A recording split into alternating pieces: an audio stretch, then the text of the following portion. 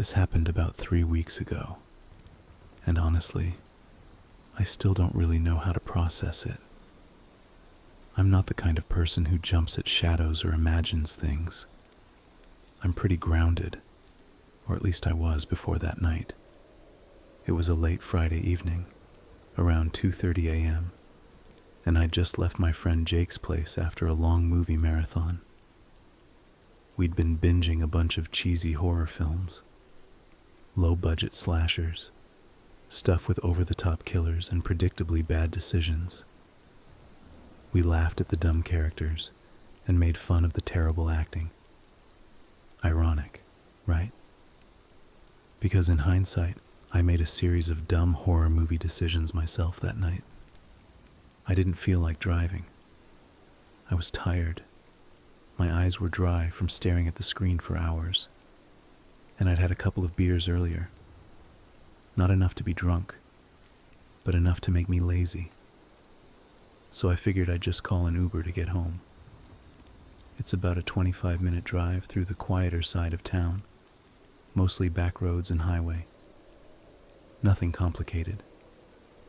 I pulled up the app and requested a ride. The guy who picked up the request was named Marvin. His rating was decent, 4.8 stars, and he had plenty of reviews, so I didn't think twice. The car listed was a dark blue Camry, one of the most common rideshare cars out there. A few minutes later, the Camry pulled up, and right away, something just didn't sit right. It's hard to explain, but there was this vibe. You know when you walk into a room and instantly feel uncomfortable, like someone was just talking about you or like something bad had happened? That's the energy this car had.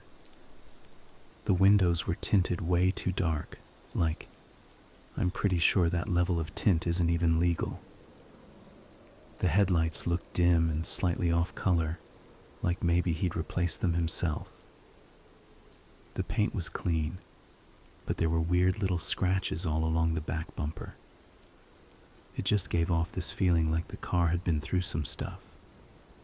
Then the window rolled down, and the smell hit me like a punch to the gut. It was thick, sour, and absolutely foul, like if raw meat had been left out in the sun and then dunked in a vat of mold.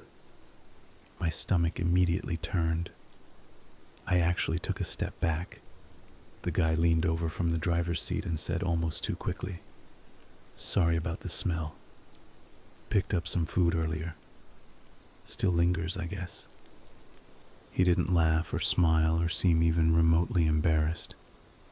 He just said it flat, like reading a script, like he had that line ready and waiting. I should have walked away. I even opened the app again, my thumb hovering over the cancel ride button. But I didn't want to make things awkward. I didn't want to come off as rude or paranoid or ungrateful. I told myself I was overreacting, that it was just some weird takeout smell. Maybe he had spilled something in the back. It happens, right? So I got in the car. The door creaked more than I expected. The inside was clean, but not normal clean. It felt scrubbed, sanitized, the kind of clean that makes you suspicious. The seats were leather, but stiff and cold like they'd just been wiped down with bleach. There was no personal touch, no phone mount, no fuzzy dice, no water bottles, nothing. It was completely sterile, like the car wasn't meant for people. And that was my first mistake. The door clicked shut behind me, and I immediately regretted it. You know that feeling when you step into a place and the silence just feels wrong? That's what it was like inside the car. No music, no radio, not even the sound of the air conditioner. Just this dense, heavy quiet, like the kind that swallows your thoughts. Marvin didn't say much after I got in, just a mumbled, "Seatbelt, please," and we were off.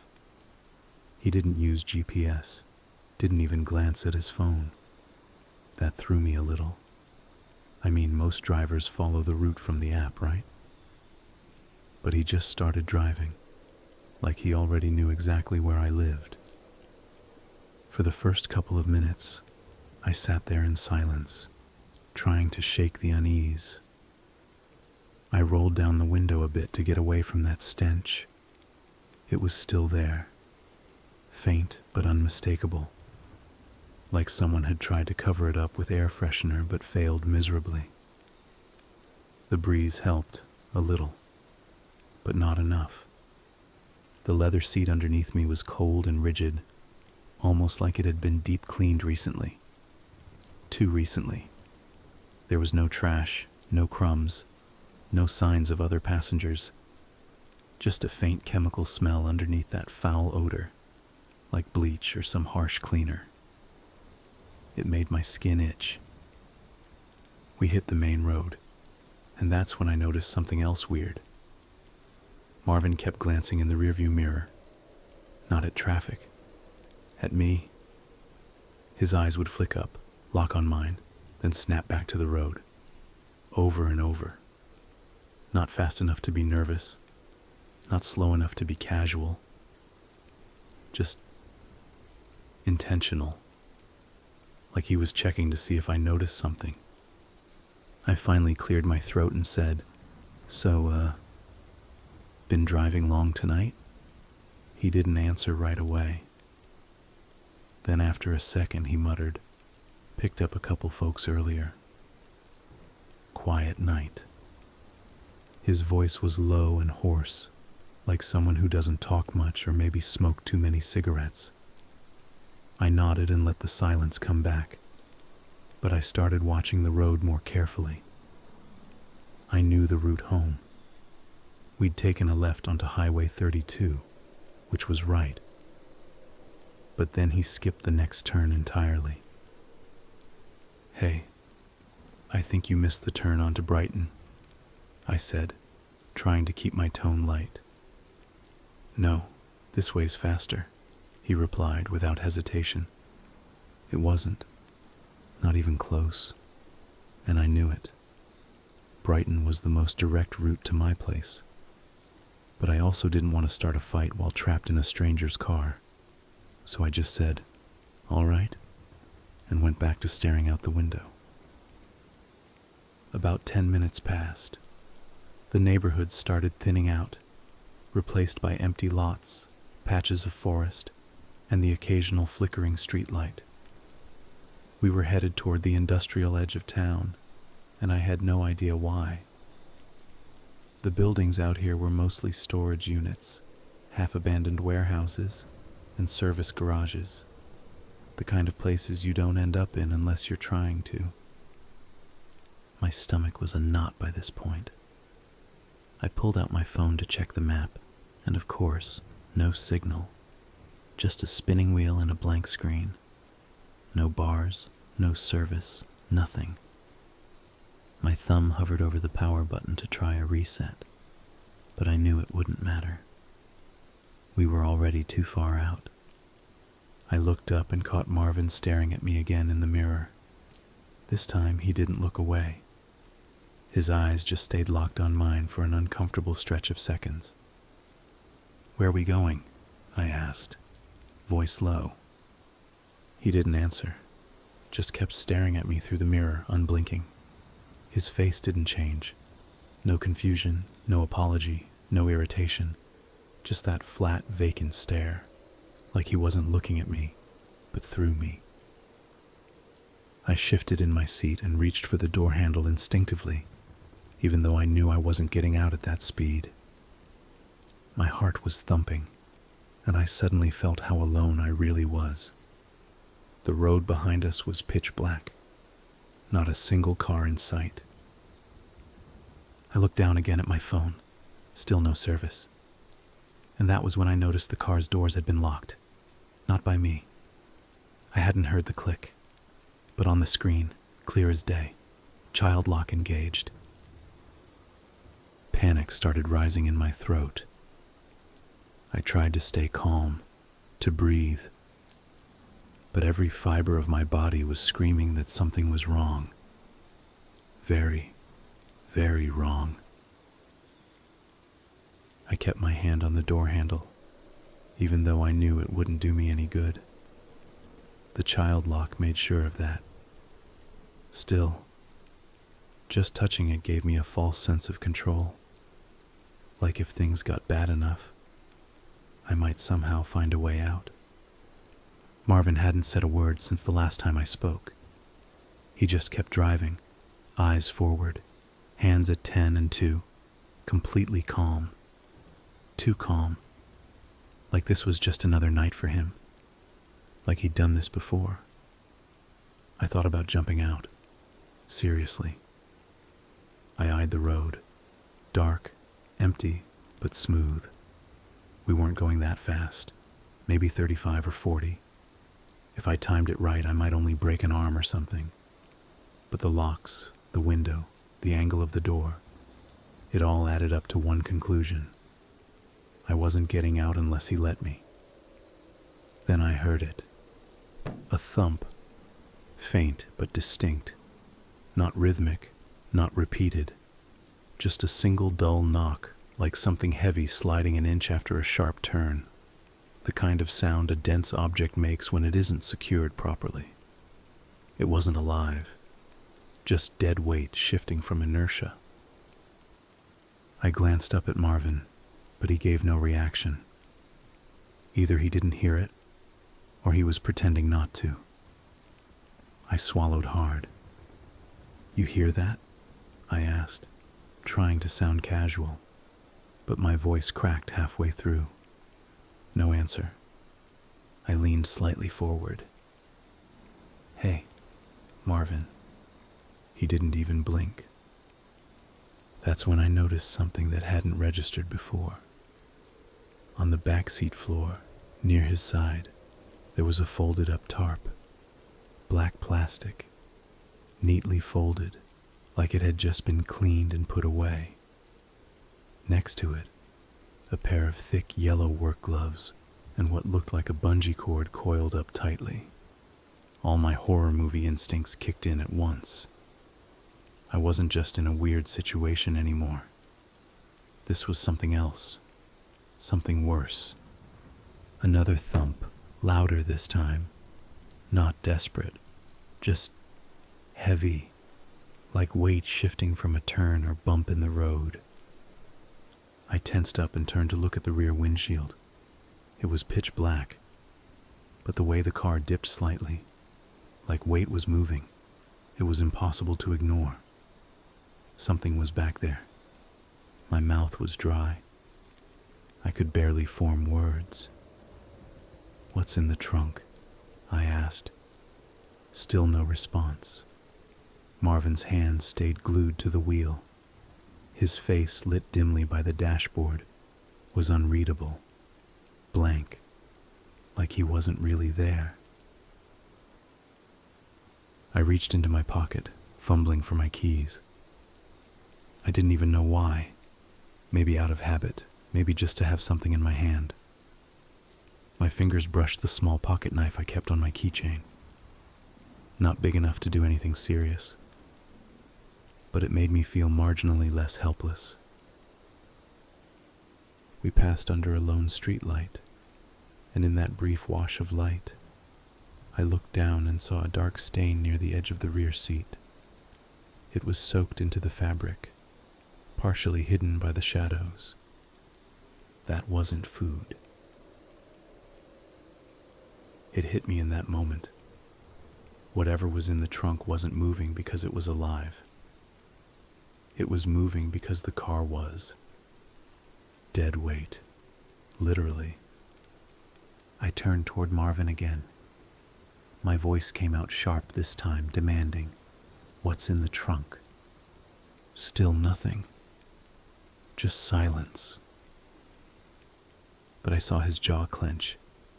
I stared at his clenched jaw, adrenaline humming through every inch of me. My hands were damp, fists clenched so tight around that tiny pocket knife I could feel the ridges biting into my palm. We were out of the industrial area now, and the road started to twist through a patch of woods. Tall trees loomed on either side, leaning in like they were trying to listen. The only light came from the car's high beams and the occasional flicker of moonlight breaking through the canopy. I glanced down at my phone again. I didn't expect anything, but there it was. One bar, just one. But it was something. I didn't do anything with it. I just stared at the screen for a second longer than I should have, watching that fragile connection cling to life. It felt like the first real sliver of hope I'd had since I got into the car. Marvin hadn't said anything in a while. He just kept driving, his hands perfectly steady on the wheel. But I noticed something. He was driving slower now. Not cautious, slower. More like considering something. I started paying closer attention to our surroundings. We were on a narrow back road, flanked by trees and the occasional power line. No houses, no lights, no traffic. But up ahead, maybe a mile or so, I saw a faint glow. Streetlights. Civilization. That one bar held steady. I slipped the phone back into my pocket, careful and quiet, then looked up. We were getting closer to something. I didn't know what, but it was better than where we were. I sat back in the seat, trying to slow my breathing, and Marvin just kept driving. The smell hit me again like a slap to the face. It had faded earlier. Maybe because of the fresh air.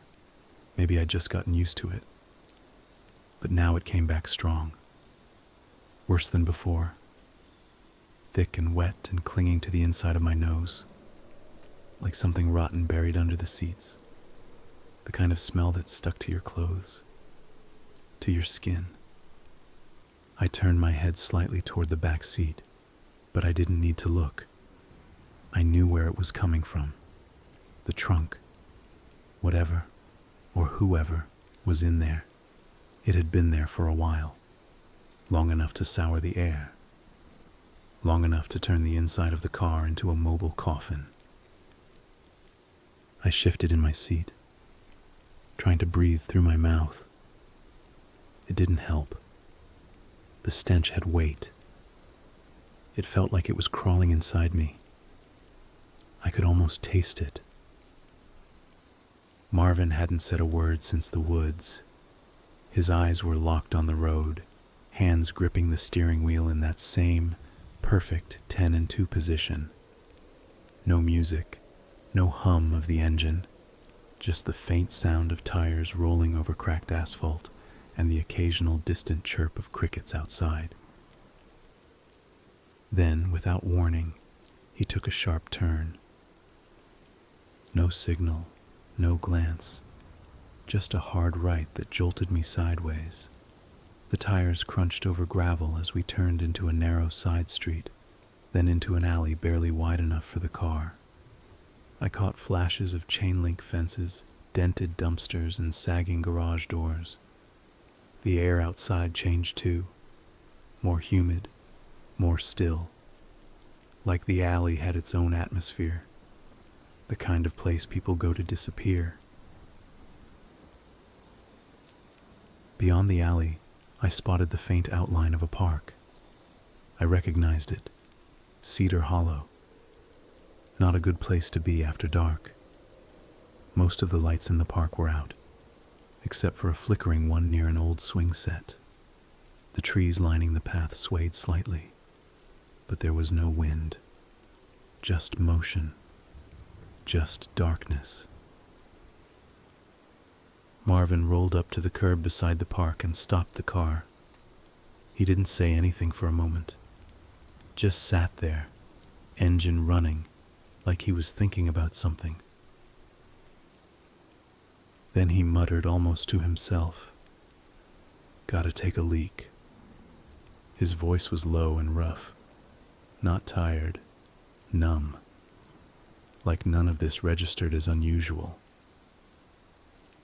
I forced a nod, swallowing the lump in my throat. Yeah, that's fine. He stepped out of the car, closed the door with a soft, deliberate click, and walked slowly into the park. His footsteps were uneven, lazy, almost casual. He didn't look back, just disappeared between the trees and into the shadows. I stared at the door handle. Then I tried it. Locked. Of course. The child lock was still on. The back doors weren't giving me anything. I leaned forward, heart pounding in my chest, and tested the front passenger door. It opened an inch, unlocked. I froze, barely breathing. That didn't make sense. Why would he lock the back doors but not the front? Had he forgotten? What was going on? My eyes darted toward the tree line. Marvin was gone now, swallowed by the dark. I couldn't see him, couldn't hear him, just the car idling softly. Just me. Just this awful stench pressing in from the trunk, and an unlocked door. I sat there for another 2 minutes, maybe 3. Felt like an hour. I told myself I'd just cancel the ride, walk away and be done with it. No drama, no confrontation. Just log into the app, hit that button, and say I changed my mind. Nothing Marvin could do about that. But the smell was unbearable now, like it had seeped into the fabric of my lungs. I tried shallow breathing, turning my head, even pulling my hoodie up over my nose, but it didn't matter. It was thick in the air, sweet, metallic, rotten. It clung to the back of my throat and wouldn't let go. I couldn't stay in that car any longer. With a glance toward the tree line, still no sign of Marvin, I reached forward and pushed open the front passenger door. The air outside was cool and quiet. For a second, it felt like stepping into another world. I got out slowly, closing the door behind me as gently as I could.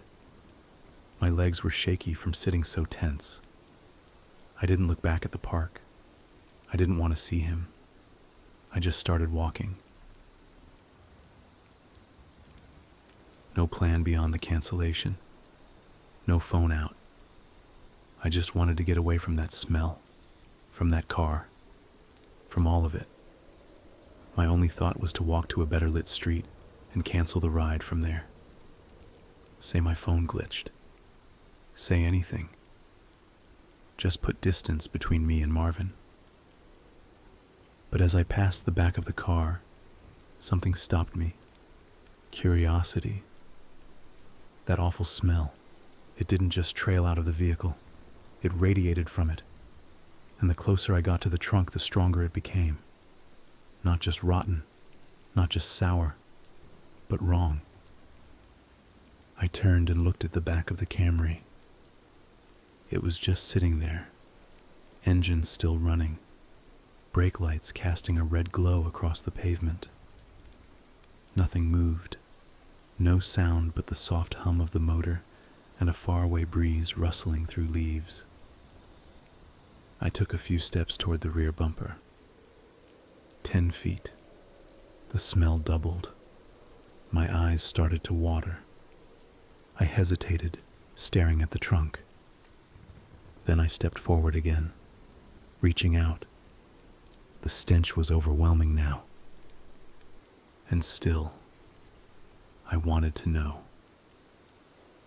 My hand found the small rubber button under the lip of the trunk. I didn't think it would work. Not with the car locked up the way it was. But it did. With a soft click, the latch released, and the trunk lifted half an inch on its own. That was all it took for the smell to punch me square in the face. I gagged, stumbling back a step, the force of it like opening the door to a room full of rotting meat. It was thick, rancid, layered, like death and bleach and copper and something else I couldn't name. My body wanted to turn and run right then. Every survival instinct was screaming, but I couldn't stop myself. I stepped forward and lifted the trunk the rest of the way. The interior light flicked on, casting a pale yellow glow over the horror inside. There was a woman. She was folded into the space like a broken mannequin, limbs tucked unnaturally close, her back twisted at a cruel angle. Her skin was pale, almost gray. Dried blood was matted into her hair and smeared across her face. Thick, dark, and crusted at the edges like it had been there for hours.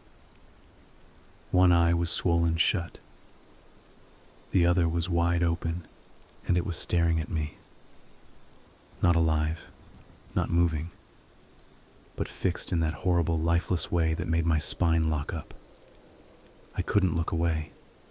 I felt like she was still seeing me somehow, even from whatever place the dead go. Her mouth was slightly open, lips split and dry. I stood there rooted to the spot, throat tight and heart hammering. Every inch of my body wanted to recoil, but I couldn't yet. Something else caught my eye. Lying next to her, partially tucked under one of her arms, was the severed head of a baby. Just the head. It was tiny, round, the scalp still covered in wisps of soft, fine hair. It looked like a boy, no older than 6 months. His eyes were closed like he was sleeping. There was no visible wound, no mess, just a quiet, awful stillness that somehow made it all worse. I felt my legs give under me for a second. I dropped to one knee, bile rising in my throat. I didn't throw up, but I dry heaved hard, the sound echoing against the silent night around me. What was this? Who were they? Why were they in there? Why had I been sitting inches away from them this whole time? The questions hit all at once, but I didn't want the answers. My vision blurred with tears I hadn't realized were falling. My body finally snapped out of the trance. I stumbled backward, heels scraping against gravel. My shoulder clipped the side mirror. I spun, almost tripping, and sprinted away from the car as fast as my legs could move. I didn't stop to close the trunk. I didn't care if Marvin saw me. I didn't look back. I couldn't. I ran like the smell was chasing me, like her eyes were still fixed on my back. All I could hear was the blood pounding in my ears, my ragged breathing, and the faint creak of the trunk lid slowly bouncing in the night wind. I had to get away. Away from the car, away from them. I ran. I ran like my life depended on it, because it did. I don't remember making decisions. I don't remember thinking. My legs just moved on their own. Each step pounded against the pavement, gravel kicking up behind me. My lungs were burning. My throat felt like sandpaper. My eyes streamed tears I didn't even register. The only thing I remember clearly was the sound of my heartbeat crashing like waves in my ears. That, and the smell that clung to me, on my hoodie, in my hair, behind my eyes. I couldn't get rid of it, even as the wind whipped against my face. Time stopped existing. My phone was still in my pocket, but I never took it out. I wasn't thinking about calls or GPS or 911. I just ran. Through alleyways, across streets, between dark yards. The city blurred around me. At some point, my body gave out. I remember a sidewalk, cold pavement under my knees. I remember collapsing, my hands scraping the edge of the curb as I crumpled to the ground. The world tilted, shadows stretched, the night pulled over me like a curtain. Then, nothing.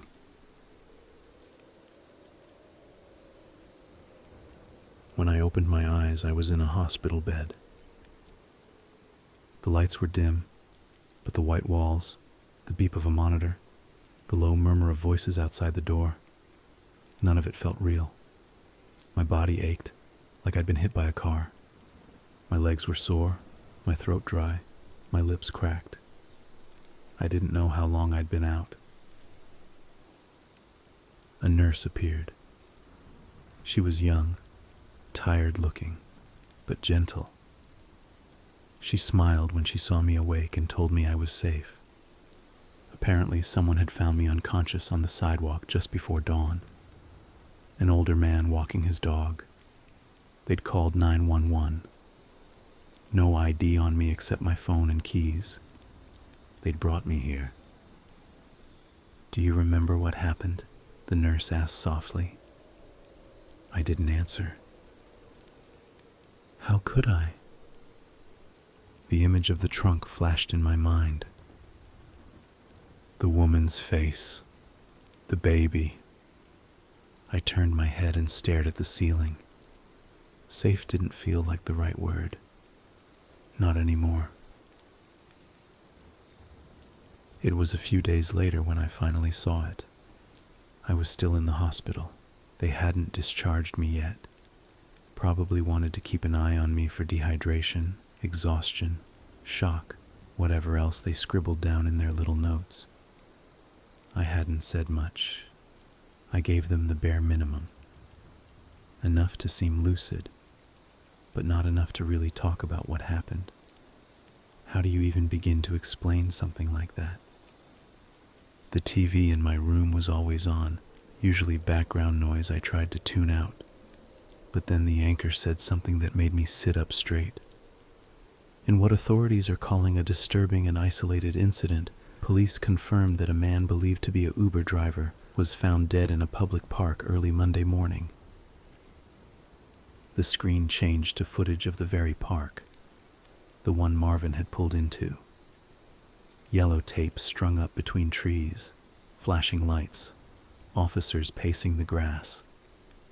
The reporter continued, voice carefully neutral. According to sources, the man died of a self-inflicted gunshot wound. His body was found partially hidden in a thick cluster of bushes at the edge of the park, discovered only after officers expanded their search area. Police believe he concealed himself deliberately before ending his life. His vehicle was located nearby. Inside the trunk, officers discovered the body of a deceased woman and, reportedly, the remains of an infant.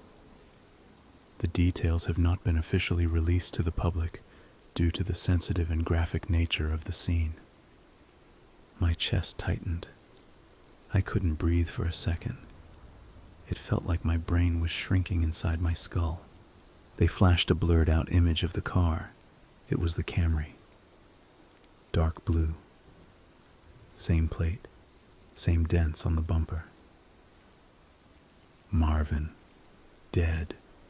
They didn't say his name. Didn't mention mine. The news segment moved on quickly, like they wanted to forget it just as badly as I did. But it was real. It happened. I stared at the TV long after they moved on to the weather. 2 days later, I was out of the hospital. Physically, I was fine, or close enough. But my mind hadn't stopped spinning. I hadn't been able to sleep more than a couple hours at a time. Every time I closed my eyes, I saw that woman, her twisted body, her wide, lifeless stare, and the baby's head lying beside her, quiet and still like a doll in a nightmare. I couldn't stop thinking about it.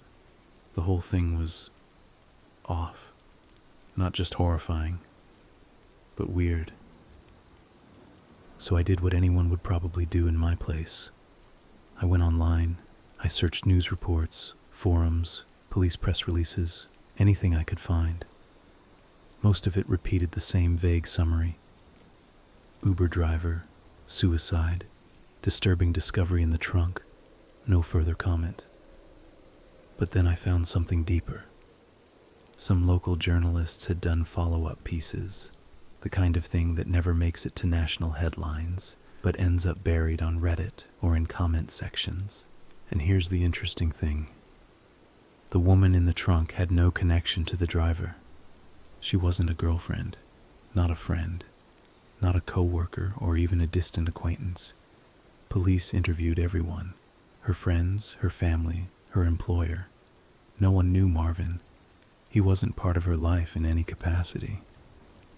Even stranger, she hadn't even taken an Uber that day. Detectives confirmed it.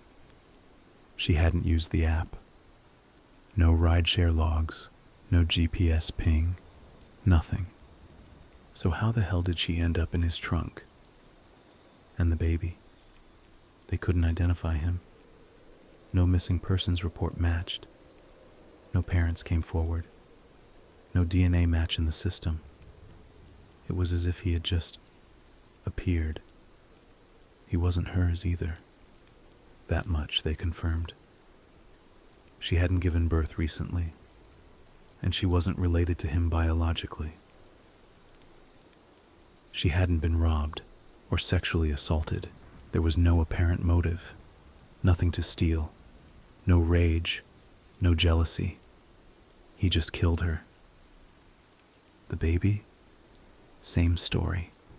They didn't even know how he was killed. All they had was the head. The rest of his body was never found.